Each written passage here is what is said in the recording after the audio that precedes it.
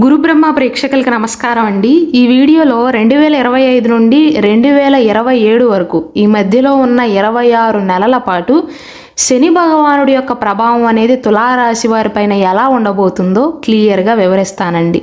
శ్రీ దుర్గాదేవి జ్యోతిష్యాలయం. మీరు ఇప్పుడు వరకు ఎక్కడెక్కడో జ్యోతిష్యం చెప్పించుకుని నిరాశ చెంది ఉన్నారా? అయితే ఒక్కసారి గురువు గారికి ఫోన్ కాల్ చేసి చూడండి. ప్రేమ, పెళ్లి, ఉద్యోగం, రాజకీయం, విదేశీ ప్రయాణం, ధనం నిలకడగా లేకపోవటం, భార్యాభర్తల మధ్య గొడవలు, ఆస్తి తగాదాలు, అప్పుల బాధలు, స్త్రీ పురుషుల ఎలాంటి గుప్త సమస్యలకైనా ఎటువంటి సమస్యలకైనా ఒక్క రోజులోనే పరిష్కారం చూపుతారు. వీరు ఫోన్ నంబర్ 9542637206. ఇంట్రెస్ట్ ఉన్న వాళ్ళు ఎవరైనా ఏ టైంలోనైనా వీరికి కాల్ చేయవచ్చు. తులారాశి వారికి ప్రస్తుతం శని భగవానుడు 5వ ఇంట్లో సంచరిస్తున్నాడండి.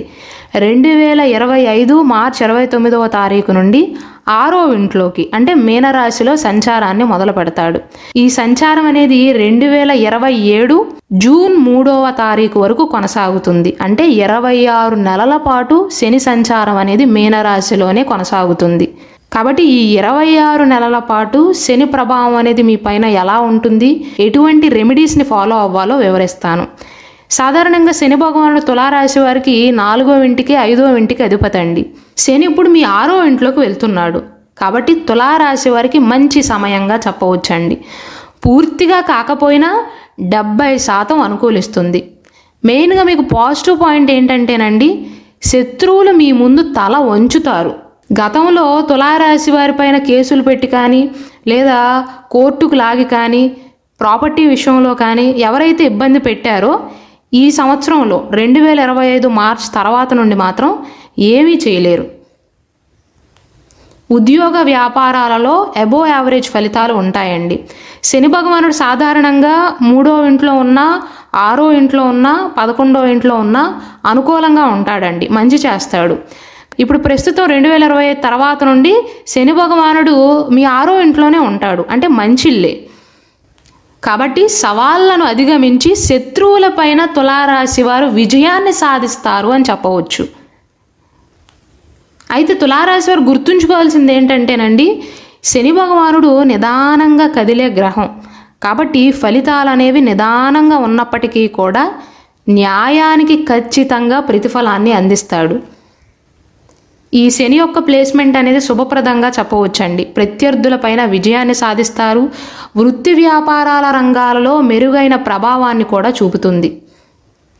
కాబట్టి ఎవరైతే కోర్టు కేసుల్లో, పోలీస్ కేసుల్లో చిక్కుకున్నారో తెలివిగా వ్యవహరించినట్లయితే 2025 మార్చి మాసం తర్వాత నుండి వాటి నుండి బయటపడగలుగుతారు. ఎటువంటి పోటీలోనైనా సరే సవాళ్ళను అధిగమించగలుగుతారు. అయితే తులారాశి వారు దీర్ఘకాలిక అనారోగ్య సమస్యలతో ఎవరైతే బాధపడుతున్నారో ఆరోగ్య సమస్యలను నివారించడానికి సోమరితనాన్ని వేడాలి. ముఖ్యంగా ఎప్పటి నుండి అంటే జూలై నుండి నవంబర్ మాసం మధ్యకాలంలోనండి. ఎందుకు అని మీకు సందేహం రావచ్చు. 2025 జూలై 13వ తారీఖు ఉదయం 7:24 నుండి 2025 నవంబర్ 28వ తారీఖు ఉదయం 7:26 వరకు శని భగవానుడు తిరోగమన సంచారం చేస్తాడు. అంటే రెట్రోగ్రేడ్ ట్రాన్సిషన్ జరుగుతుందండి. ఈ సమయంలో తులారాశి వారు ఆరోగ్య విషయంలో జాగ్రత్తలు తీసుకోక తప్పదు. ఈ సమయంలో మాత్రమేనండి, 2025 నుండి 27 వరకు కాదు, ఈ మొత్తం 26 నెలల పాటు కాదు, కేవలం జూలై మాసం నుండి నవంబర్ మాసం మధ్య కాలంలో. ఈ మధ్య సమయంలో కొంచెం వ్యతిరేకంగా ప్రవర్తిస్తాడు. కాబట్టి ఆస్తికి సంబంధించి కానీ లేదా వారసత్వానికి సంబంధించి కానీ చిన్న చిన్న సమస్యలు తలెత్తుతాయి. నవంబర్ 29వ తారీఖు తర్వాత నుండి మళ్ళీ అనుకూలమైనటువంటి ఫలితాలు ఉంటాయి. ఆ తర్వాత నుండి ఎటువంటి అడ్డంకులు వచ్చినా సులభంగా ఎదుర్కోగలుగుతారండి. పిల్లలు ఎవరైతే పోటీ పరీక్షలకు సన్నద్ధమవుతున్నారో యూపీఎస్సీ కానీ లేదా ఎంబీబీఎస్కి సంబంధించిన ఎగ్జామ్స్ కానీ, నీట్ కానీ, ఎంసెట్ కానీ, జేఈ మెయిన్స్ కానీ, ఐఐటీల్లో సీట్ రావాలన్నా, ఎన్ఐటీలో సీట్ రావాలన్నా, గవర్నమెంట్ కాలేజ్లో సీట్లను సంపాదించాలన్నా, హైయర్ ఎడ్యుకేషన్కి వెళ్ళాలన్నా సరే ఈ సమయాన్ని సరిగ్గా సద్వినియోగపరచుకోండి. ఇంతకుముందు చెప్పిన సమయాన్ని మినహాయించి జూలై నుండి నవంబర్ మాసం మధ్యలో కొద్దిగా వ్యతిరేకంగా ఉంటుందండి. మిగిలిన సమయాన్ని కనుక తులారాశి విద్యార్థులు సరిగ్గా సద్వినియోగపరుచుకున్నట్లయితే ఖచ్చితంగా ఫలవంతంగా ఉంటుంది. ఒక రకంగా చెప్పాలంటే ఈ సమయంలో మాత్రం శని భగవానుడి యొక్క స్థానాన్ని బట్టి చూసుకున్నట్లయితే తులారాశి వారి జీవితం భవిష్యత్తు వారి చేతిలోనే ఉంటాయండి. ఇంకొక మాటగా చెప్పాలంటే తులారాశి వారికి మధ్య సమయంలో తమ సోమరితనమే శత్రువు అవుతుంది. సోమరితనాన్ని వీడినట్లయితే శని భగవానుడు మీ చేతిలో అనేక బంగారు అవకాశాలను పెడతాడు. పాత తగాదాల నుండి కోర్టు కేసుల నుండి బయటపడగలుగుతారు. అలాగే ఎప్పుడూ ఇంట్లో ఉండే తులారాశి వారు సైతం ప్రయాణాలు చేయవలసిన పరిస్థితులు ఏర్పడతాయి.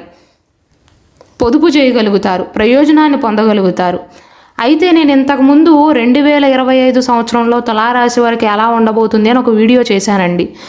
అందులో నేను కొద్దిగా జాగ్రత్తలు చెప్పాను. తులారాశి వారు దాన్ని ఎలా అర్థం చేసుకున్నారంటే బాగోదేమో అని అర్థం చేసుకున్నారు. కానీ కాదండి. మెయిన్గా మీకు ఈ సంవత్సరంలో ప్రాబ్లం ఏంటంటే 2025లో 2 పాయింట్స్ అండి. ఒకటి, మీ నాలికను నియంత్రణలో ఉంచుకోవాలి. అంటే మాట మాట్లాడే విషయంలో ఆచితూచి వ్యవహరించాలి. రెండవది, సోమరితనమే మీ శత్రువు అవుతుందండి ఈ సంవత్సరంలో. అవకాశాలన్నీ చేతిలోనే ఉంటాయి. శని భగవానుడు కూడా ఒకందుకు మంచి స్థానంలోనే ఉన్నాడు. కానీ ఒక్క రోజులో అవ్వాల్సిన పని 2 రోజులైతే ఏమవుతుందిలే, 3 రోజులైతే ఏమవుతుందిలే, ఖాళీగానే ఉన్నాం కదా అని డిలే చేస్తారు. ఇది అస్సలు మంచిది కాదండి. ఈ 2 పాయింట్లను కనుక తులారాశి వారు గుర్తుంచుకున్నట్లయితే జీవితం అనేది సుగమయం అవుతుంది. నేను ఇంతకుముందు చెప్పినట్లుగా మాట మాట్లాడే విషయంలో నియంత్రణలో ఉన్నట్లయితే సంబంధాలు అనేవి మెరుగుపడతాయి. కెరీర్ పరంగా చూసుకున్నట్లయితే 6వ ఇల్లు సేవా ఆధారిత వృత్తులను సూచిస్తుందండి. కాబట్టి వర్కాలిక్గా మారే అవకాశాలు ఉన్నాయి. ఎవరైతే సాఫ్ట్వేర్ ఇంజనీర్లు ఉన్నారో, లేకపోతే టెక్నాలజీకి సంబంధించిన ఉద్యోగాలలో చేసేవారు ఉన్నారో, లేదా ఉద్యోగాన్ని వెతుక్కునేవారు ఉన్నారో ఈ సమయాన్ని ఉపయోగించుకోండి. కొత్త కోర్సులను కానీ కొత్త పనులను కనుక నేర్చుకున్నట్లయితే మంచి పొజిషన్కి వెళ్తారండి. కానీ ఒక్కటి మాత్రం చెప్పగలను, 6వ ఇంట్లో శని భగవానుడు ఉన్నాడు కాబట్టి ఈ సంవత్సరంలో మాత్రం మీరు తెలివిగా వ్యవహరిస్తే, సోమరితనాన్ని వీడినట్లయితే ఎంత పెద్ద శత్రువు వచ్చినా సరే తులారాశి వారిని ఏమీ చేయలేడు. అంతటి శక్తిని ఇస్తాడు శని భగవానుడు. శత్రువుల విషయంలో మాత్రం మీకే మంచి జరుగుతుందండి. కాబట్టి ఈ సమయాన్ని సరిగ్గా సద్వినియోగపరుచుకోండి. కెరీర్లో ఉన్నత స్థాయికి చేరుకోవటానికి బాధ్యతాయుతంగా శ్రమ చేయండి. ఇక ప్రేమ పరంగా, కుటుంబ పరంగా, సత్సంబంధాల విషయంలో ఎలా ఉండబోతుందంటే మీ ఇంట్లో ఉన్న పెద్దలు మీకు సహకరిస్తారండి. అయితే నేను ఇంతకుముందు చెప్పినట్లుగా తిరోగమన సంచార సమయంలో ముఖ్యంగా గృహిణీలు ఎవరైతే ఉన్నారో అత్తమామలకు ఆరోగ్యం బాగోలేకపోవటం కానీ, ఎప్పటి నుండి జూలై నుండి నవంబర్ వరకు అండి, కేవలం ఈ మధ్య సమయంలో పెద్దవారికి మీరు సహకరించవలసిన పరిస్థితులు ఏర్పడతాయి.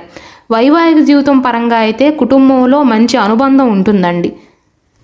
వివాహితుల మధ్య కూడా బలమైనటువంటి సంబంధాలు అనేవి ఏర్పడతాయి. ఒకవేళ మీకు మీ భర్తకి మధ్య మంచి సంబంధం ఉన్నట్లయితే కొంతమంది పుల్లలు పెట్టే ప్రయత్నాలు చేసినా ఈ సమయంలో మాత్రం శని 6వ ఇంట్లో ఉన్నంతకాలం వారి పప్పులేమి ఉడకవండి. ఆర్థిక పరంగా చూసుకున్నట్లయితే నేను ఇంతకుముందు చెప్పినట్లుగా అవకాశాలను మీ చేతిలోనే పెడతాడు శని. కాకపోతే తులారాశి వారు ఏంటంటే వారి మనసు అనేది లగ్జరీ ఐటమ్స్ వైపు మలుతుంది. లగ్జరీ వస్తువులను కొని తర్వాత ఇబ్బంది పడే అవకాశాలు ఉంటాయి. కాబట్టి అనవసరమైనటువంటి ఖర్చులను నివారించినట్లయితే ఫైనాన్స్ పరంగా కూడా, ఆర్థిక పరంగా కూడా బాగుంటుంది. ముఖ్యంగా మహిళలండి, హఠాత్తుగా షాపింగ్ చేయటం వల్ల కానీ, లేదా ఈఎంఐల మీద వస్తువులు కొనటం కానీ, పర్సనల్ లోన్లు తీసుకుని వస్తువులు కొనటం కానీ ఇలాంటివి చేసే అవకాశాలు ఉన్నాయి. వ్యాపార విస్తరణకు మాత్రం ఊహించిన దానికంటే ఎక్కువ డబ్బు ఖర్చు చేయాల్సిన అవసరం రావచ్చు. అంతటి లాభం ఉంటుంది అనుకుంటేనే పెట్టుబడి పెట్టండి, లేకపోతే పెట్టవద్దు. చదువు విషయంలో ఎలా ఉండబోతుందంటే సానుకూలమైనటువంటి ఫలితాలు ఉంటాయండి. మెయిన్గా ఉన్నత విద్యను అభ్యసించే విద్యార్థులకి ఈ కాలం అనేది అనుకూలంగా ఉంటుంది. నీట్ ఎగ్జామ్స్ కానీ లేదా ఇతర పోటీ పరీక్షలకు హాజరయ్యే వారు మాత్రం బాగా రాణించగలుగుతారు. ఆరోగ్యపరంగా చూసుకున్నట్లయితే 6వ ఇల్లు ఆరోగ్యాన్ని కూడా సూచిస్తుంది. మెయిన్గా ఎవరైతే పొద్దున్న నుండి సాయంత్రం దాకా కూర్చుని మాత్రమే పనిచేయవలసిన ఉద్యోగాలలో చేస్తారో వారికి నడుము నొప్పి అనేది ఎక్కువ అవుతుందండి. కాబట్టి ఎంత పనున్నా సాయంత్రం ఒక అరగంట గంట పక్కన పెట్టి వాకింగ్ చేయడానికి కానీ లేదా స్నేహితులతో కొంత సమయాన్ని గడపడానికి కానీ ఎక్సర్సైజ్ చేయడానికి కానీ ప్రాణాయామం చేయడానికి కేటాయించండి. దానితో పాటుగా ఎక్కువ వర్క్ చేయకుండా తగినంత విశ్రాంతిని తీసుకోండి. ఆరోగ్యపరంగా బాగానే ఉంటుంది, కానీ ఏదైనా చిన్న సమస్య వస్తే అంత త్వరగా కోలుకోలేకపోతారు. ఇక రెమెడీస్ చెప్పుకున్నట్లయితే తులారాశి వారు ఎలాంటి పరిహారాన్ని పాటించాలి అంటే, తులారాశిలో జన్మించి ఎవరికైతే ఆల్కహాల్ అలవాటు ఉందో, లేదా ధూమపానం కానీ మద్యపానం కానీ మత్తు పదార్థాలను తీసుకునే అలవాటు ఎవరికైతే ఉందో, శనివారం రోజు మాత్రం శని భగవానుడి యొక్క ప్రభావం ఎక్కువగా ఉండే శనివారం నాడు ఆల్కహాల్ని తీసుకోవద్దు, నాన్ వెజ్ ఫుడ్ని తినవద్దు, మత్తు పదార్థాలను తీసుకోవద్దండి. స్మోకింగ్ కూడా చేయకపోవటమే మంచిది. అలాగే శనివారం నాడు కుక్కలకు కానీ కాకులకు కానీ పక్షులకు కానీ గోమాతకు కానీ ఆహారాన్ని అందించటం, మంచినీటిని అందించినట్లయితే శని భగవానుడి యొక్క అనుగ్రహం అనేది మీ పైన పడుతుంది.